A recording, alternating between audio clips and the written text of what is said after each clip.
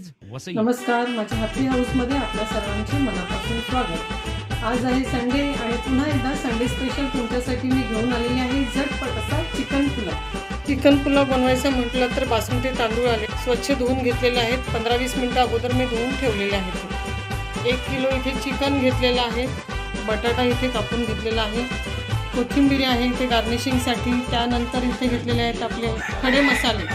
इथे आहे महत्त्वाचे इन्ग्रेडियंट्स, ते म्हणजे कांदा, टमॅटो, आलं लसणाची पेस्ट आणि कढीपत्ता। कुकिंग ऑइल तुम्हाला जेवढं हवं असेल त्याप्रमाणे तुम्ही वापरू शकता। आता हे जे आपण खडे मसाले घेतलेले आहेत ते मी टाकते। कढीपत्ता, आलं लसूण पेस्ट, कांदा आणि टमॅटो सर्व एकजीव झालेले आहेत। चांगला असा कांदा शिजलेला आहे।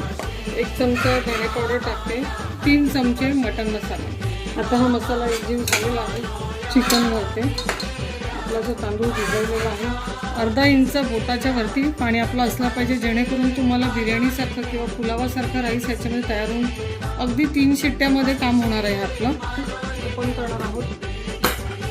वाह, खूप सुंदर।